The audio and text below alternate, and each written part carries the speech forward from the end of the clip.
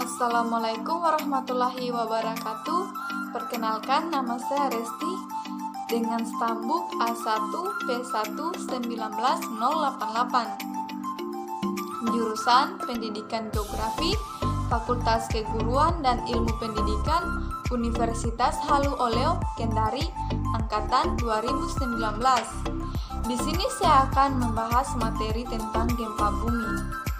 Sebelum lanjut ke pembahasan gempa bumi, terlebih dahulu kita harus mengetahui sebenarnya apa itu tenaga endogen. Tenaga endogen adalah tenaga yang berasal dari dalam bumi yang menyebabkan perubahan pada kulit bumi. Tenaga endogen ini sifatnya membentuk muka bumi menjadi tidak rata. Nah, salah satu dari proses tenaga endogen adalah gempa bumi. Gempa bumi adalah getaran atau guncangan yang terjadi di permukaan bumi akibat pelepasan energi dari bawah permukaan secara tiba-tiba yang menciptakan gelombang seismik. Selanjutnya, saya akan menjelaskan faktor-faktor yang menyebabkan terjadinya gempa bumi. Faktor-faktor yang menyebabkan terjadinya gempa bumi ada 3. Yang pertama, pergeseran lempeng bumi. Kedua, letusan gunung berapi. Dan yang terakhir, kejadian alam seperti tanah longsor. Selanjutnya, saya akan menjelaskan jenis-jenis gempa bumi. Jenis-jenis gempa bumi dibedakan menjadi 2, yaitu jenis-jenis gempa bumi berdasarkan penyebabnya dan jenis gempa bumi berdasarkan kedalamannya. Jenis-jenis gempa bumi berdasarkan penyebabnya. Yang pertama, gempa vulkanik. Gempa vulkanik adalah gempa yang disebabkan oleh gunung berapi. Kedua, gempa tektonik. Gempa tektonik adalah gempa yang terjadi karena pergeseran lapisan kulit bumi akibat lepasnya di zona penunjaman. Ketiga, gempa runtuhan. Gempa runtuhan disebabkan oleh gua-gua runtuh, tanah longsor, dan sejenisnya. Selanjutnya, jenis-jenis gempa bumi berdasarkan kedalamannya. Yang pertama, gempa bumi dalam. Gempa bumi dalam adalah gempa bumi yang hiposentrumnya atau pusat gempa berada lebih dari 300 km di bawah permukaan bumi atau di dalam kerak bumi. Yang kedua, gempa bumi menengah. Gempa bumi menengah adalah gempa bumi yang hiposentrumnya berada antara 60 km sampai 300 km di bawah permukaan bumi.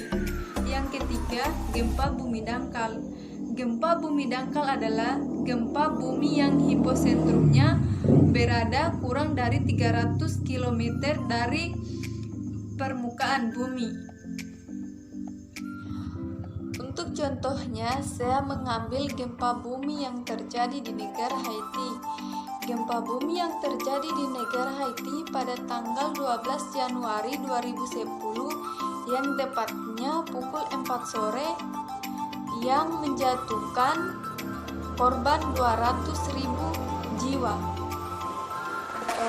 Gempa bumi yang berkekuatan 7 skala Richter dengan pusat gempa 16 km dari Port-au-Prince dengan pusat gempa pada kedalaman 10 km. United States Geological Survey menyatakan akan terjadi gempa-gempa susulan yang berkekuatan 5 skala Richter. Sebagian besar dari kota Port-au-Prince mengalami kerusakan, termasuk Istana Presiden Haiti, Gedung Parlemen Haiti, Katedral Port-au-Prince, dan sebuah rumah sakit. Persatuan Bangsa-Bangsa melaporkan kantor pusat misi stabilisasi Persatuan Bangsa-Bangsa untuk Haiti juga mengalami kerusakan. Gempa bumi ini dirasakan di Teluk Guantanamo, Kuba, dan Venezuela. Setelah itu terjadi 26 gempa-gempa susulan dengan berkekuatan 5,9 skala Richter dan terus menurun hingga 4,2 skala Richter, dan dengan 12 gempa susulan dengan berkekuatan di atas 5 skala Richter. Setelah gempa terjadi, diumumkan akan terjadi tsunami, tetapi tidak terjadi tsunami. Kemudian pengumuman itu dicabut. Itulah materi yang saya bawakan, lebih dan kurangnya mohon dimaafkan. Akhir kata, billahi taufik wal hidayah. Wassalamualaikum warahmatullahi wabarakatuh.